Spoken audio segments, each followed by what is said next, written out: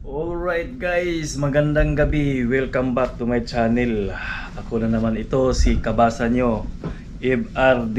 Andito tayo ngayon sa Sitra, Bahrain. Subukan natin mag drop survey dito sa Anchorage gamit ang version natin na 6. Ito, nakasit up ng version 6 natin, oh. Maliit na flashlight, waterproof pa rin, at saka GoPro 8 yung gamit natin. Connected siya sa Nokia na cellphone. So yun, tinitest ko ito ngayon, first time maggamit sa version 7, at saka itong flashlight. Kailangan makakuha ng record ngayon, no? Gabi, para malaman natin kung sapat ba ang ibibigay na ito na liwanag doon sa drop marks natin sa lahat ng port and starboard na sides, pupa, proa, midship. Alright, so nakasit up na lahat. Bukas pa kami papasok, kaya pagsamantalahan ko nang nagbasa ngayon ng drop, baka biglaan bukas hindi na makakuha dito sa Anchorage, no? Alright guys, samahan nyo ako. Tara na, huwag na nating patagalin to dahil gabi na. Ito yung hinantay natin na gabi para makabasa ng nighttime. Okay, punta na tayo. At syempre dahil gabi ngayon, huwag nating kalimutan yung pangmalakasan nating hard hat na may flashlight para additional liwanag sa nilalakaran natin. Ganun pa rin, gamit tayo ng gloves natin na pangmalakasan.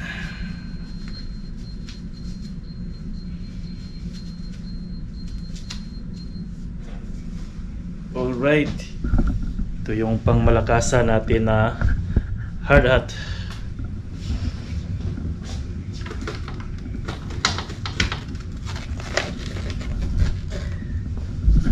May ilaw. Test natin. Alright.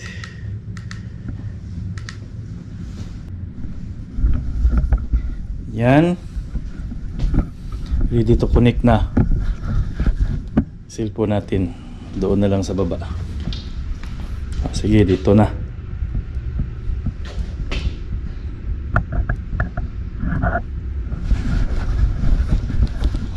Mas maganda na dito tayo dadaan sa labas.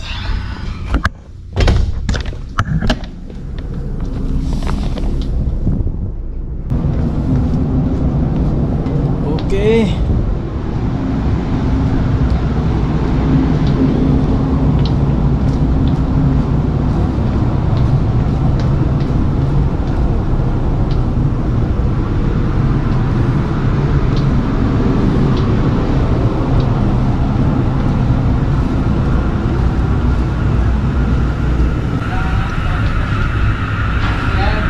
Up.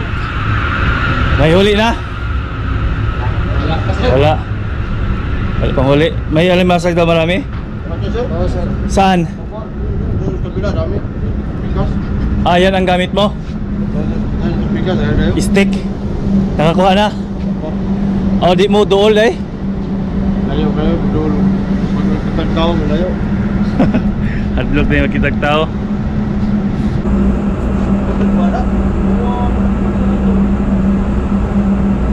Yan, dito natin basahin muna sa pupa estribor.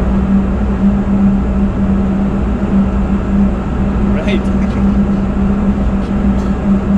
Dito natin masubukan yung bagong flashlight natin kung ulam ito.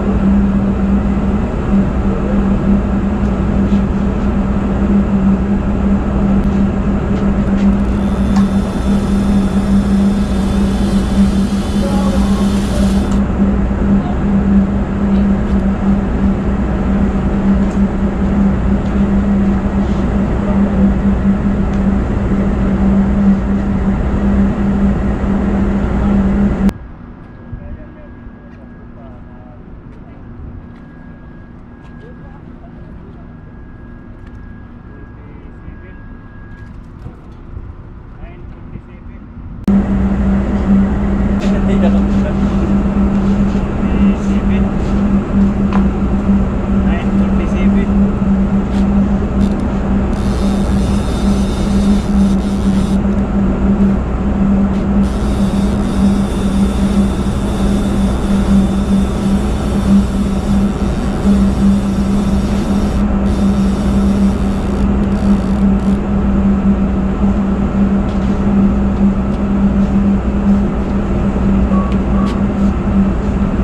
9:47. Yung drop natin sa starboard side po pa. Lipat na naman tayo sa port side. Yan o, sila Peter, dalawa. Nangawil. Ito, kita na to.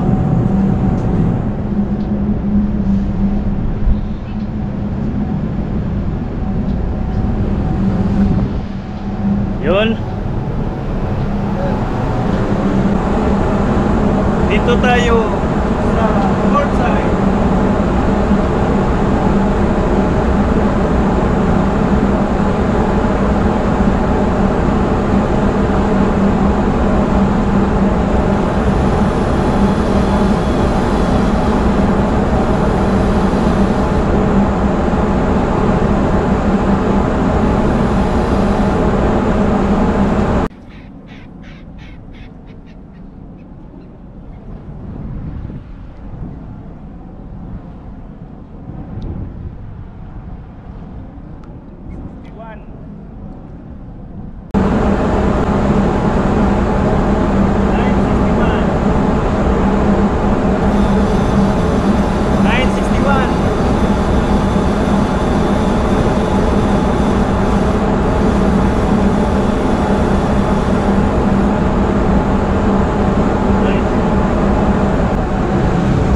Basa natin sa port side is 961 Pupa, starboard side 947. So may tagilid na about diferensya sa Pupa ay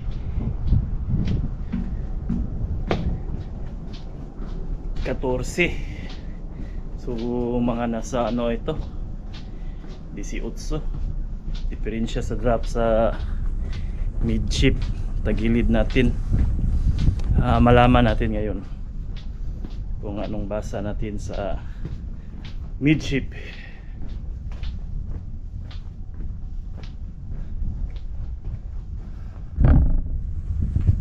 Yun, dito susubukan na naman natin midship.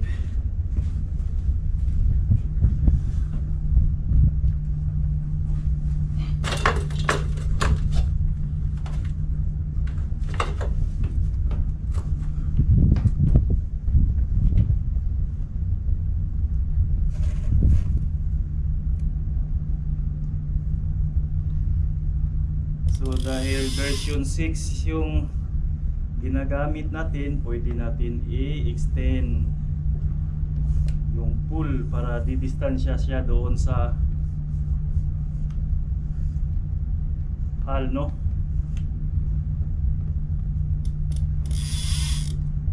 Yan.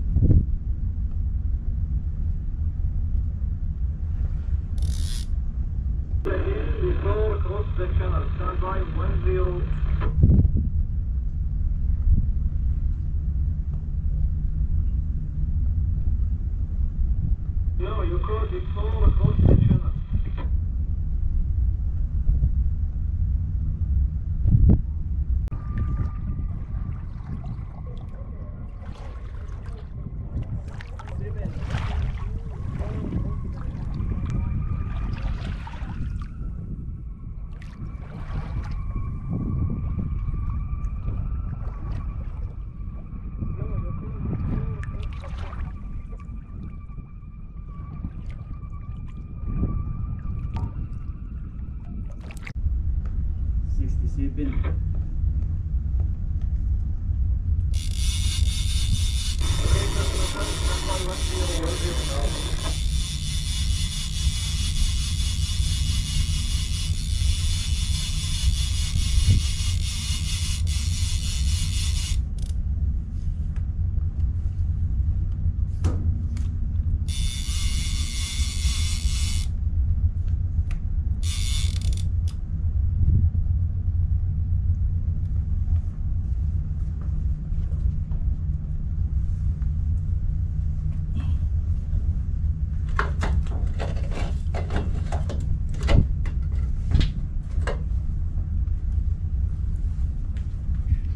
Mayroon tayong nabasa doon na 967 sa port side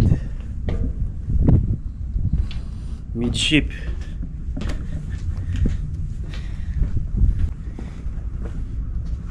Dito yata.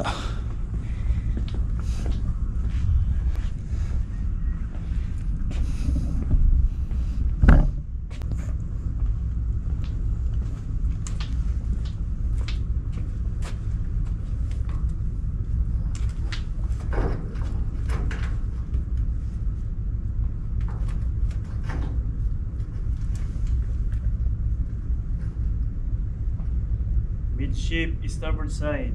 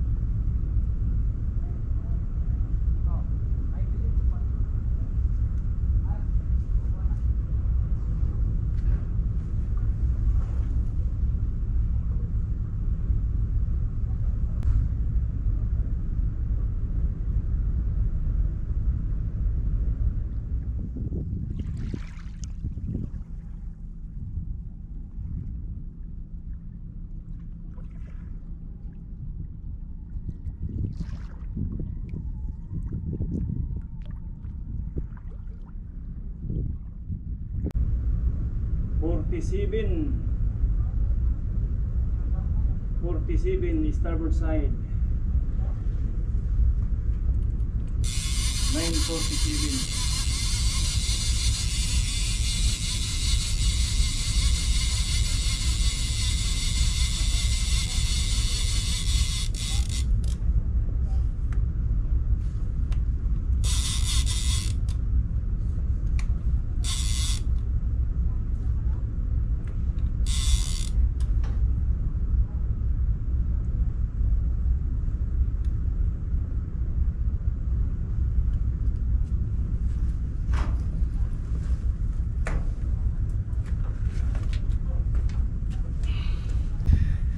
So yun, meron tayong midship starboard side 947, tagilid ng 20. Sa port side 967, pupa 947, tapos 961 port side. Yun. So dito tayo sa forward na, pupa approach starboard side at saka port side pang last.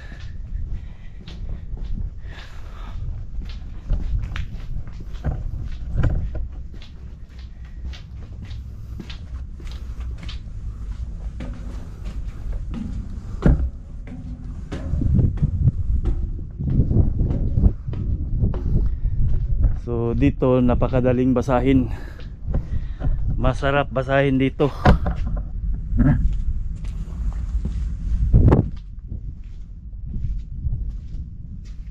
So ito mga kabasa, no, siguraduhin lang natin na yung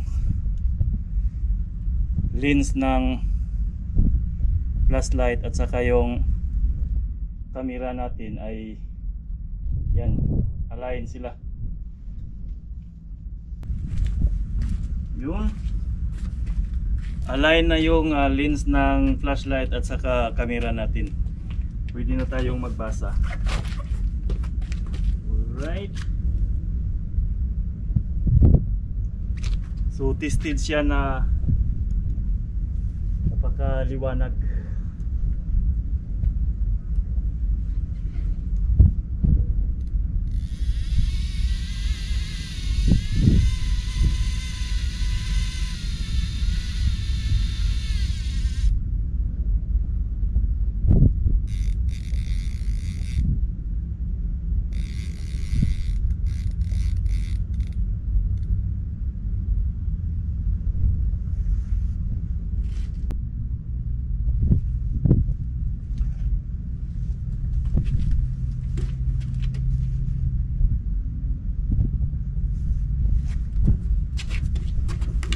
Banda.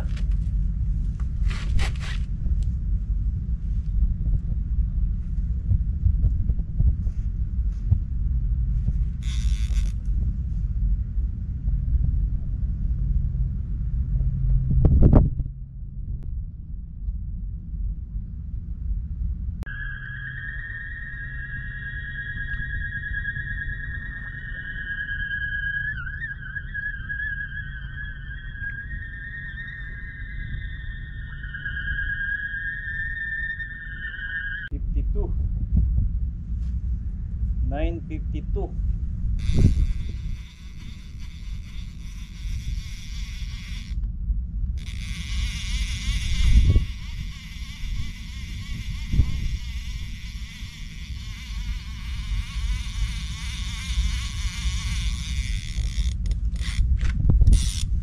$952.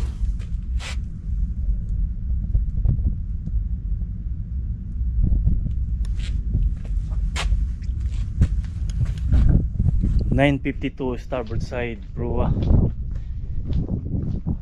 Ito pang last natin.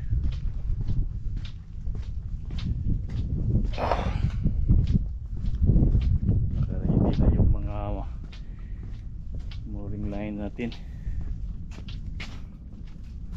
Up.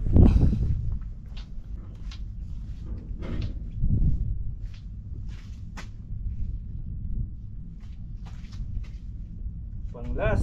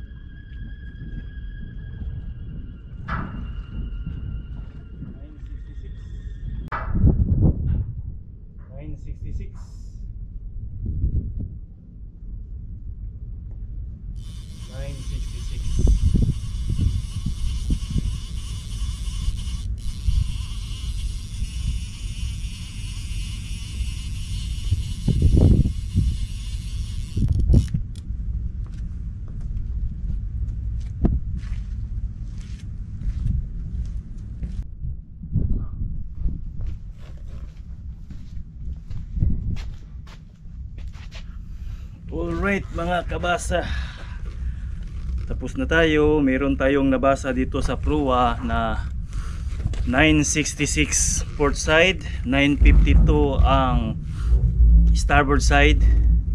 Tapos yung midship port side is 9 ano ba yun, 967. Tapos starboard side 947. Then pupa 961 port side, 947 ang starboard side. So yun yung draft natin na nabasa ngayon dito no sa Anchorage Sitra, Bahrain. Alright, subukan natin na kunan ng density itong tubig dito sa nilulutangan ng barko para malaman natin talaga kung ano ang exact na kargada about, no, more or less sa dinadala ng barko ngayon. So yun, bukas papasok na kami. Hopefully na lahat ay okay. Yun, ginagamit natin ngayon ay version 6, no. Gabi meron tayong flashlight na una nating gamit. Okay naman siya, pero ang advantage niya ay magaan, maliit, pero ang liwanag ay hindi masyado nakapagbigay talaga ng liwanag sa demand ng ating mata, no, pag magbasa. Unlike sa malaki, yung old version natin na mga flashlight ay napakaliwanag talaga, no. Sapat yun na liwanag sa kailangan natin na mabasa, sa makita ng ating mata. Yun, ang pagkakaiba nito ay ganun pa rin, same sa version 5. May cellphone holder, maliit ang flashlight. Yung T natin ay magnet na. Ito, magnet na rin yan. Saka hindi siya ma-reverse, dahil kung i-reverse natin, sasabit dito yung tali sa cellphone holder. Ito rin sa kabila, yan. Ang nakaganda nito sa version 6 kumpara sa version 5 ay less yung bigat niya. Wala na yung butterfly pulley, saka yung side pulley, simple lang siya, no. Ganun pa rin, ay iikot 360 yung wing, port and starboard, no. Yun yun ang diferensya nila sa version 5. Alright, ito, gross niya na timbang ay 900 about, no, grams. So less than siya 1 kilo, kasama na ang cellphone at saka itong camera at saka yung flashlight natin. Gross siya, less than 1 kilo. Ayun, hanggang sa sunod, no. Doon na naman tayo magbasa ng drop sa huli doon sa berth kung may pagkakataon, dahil alam nyo na, minsan biglaan yung message opisina natin na meron tayong kargada. So kailangan na mag-calculate, dahil nagmamadali sila palagi na mas-admit doon sa panibagong charterer. Pero sa ngayon wala pa naman. Yun nga ang inaasahan ko, na bago didikit meron ng next employment, pero wala pa daw, wala pang makuha. Kaya yun, magbakasakali tayong makabasa doon sa berth ng drop. Kung hindi man, sa sunod na naman na loading port, iwan ko kung saan. Ayun, naulit ko, malaking tulong na yung pag subscribe nyo dito sa munting channel ko na ito. I-like nyo, pati yung all sa bell notification, para ma-notified kayo sa mga panibago kong mga uploaded na mga videos, no. At huwag niyong kalimutan din i-share. Maraming salamat, hanggang sa sunod. Peace out.